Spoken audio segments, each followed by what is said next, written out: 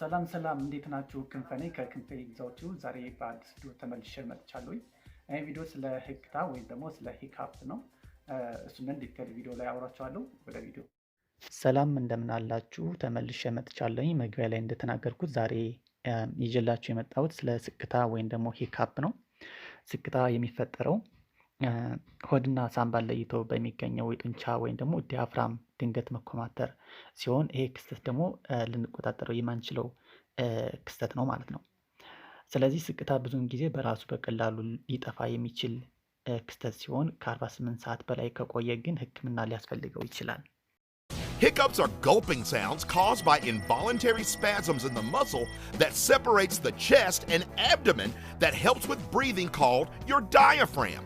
When these spasms occur, what happens is የስክታ መንስኤዎችን ስናይ ከመጠን በላይ መመገብ፣ ጋዝ ያላቸው መጠጦች መጠጣት፣ አየርን መዋጥ፣ ለምሳሌ ማስቲካ በምናኝክበት ወቅት ወይም ደግሞ ሲጋራን በምናጨስበት ወቅት ሊሆን ይችላል ማለት ነው።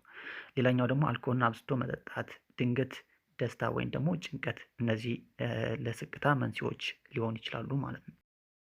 ከ48 ሰዓት በላይ የቆየና በተደጋጋሚ የሚከሰት ስክታ አሳሳቢ በሆኑ በጤና እክሎች ምክንያት ሊከሰት ይችላል ማለት ነው። ለምሳሌ ከነርቭ ችግር ጋር ተያይዞ ሆድ ዕቃ ውስጥ ሊከሰት በሚችል ማንኛውም የጤና እክል፣ የመተንፈሻ አካል ችግር፣ አንዳንድ የልብ ህመም አይነቶች፣ አልፎ አልፎ ደግሞ ለሕክምና የምንወስዳቸው አንዳንድ መድኃኒቶች ለምሳሌ እንደ ዲያዘፓም፣ ዴክሳሜታሶን፣ ፌኖባርቢቶል ምክንያት ሊከሰት ይችላል።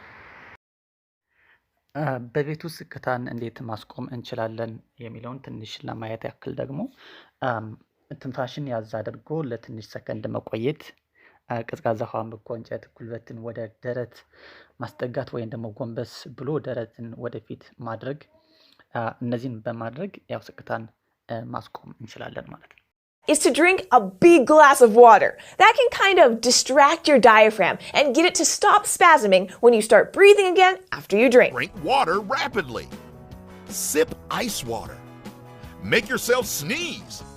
Swallow a teaspoon of sugar or just gargle water. መቼ ወደ ሐኪም ቤት ሄደን ሐኪም ማማከር አለብን ለሚለው ደግሞ ስክታው ከ48 ሰዓት በላይ የሚቆይ ከሆነና በተደጋጋሚ የሚከሰት ከሆነ ሐኪም ማማከር አስፈላጊ ነው። የዛሬ ቪዲዮ ይሄን ይመስል ነበር። እንደወደዳችሁት ተስፋ አደርጋለሁ።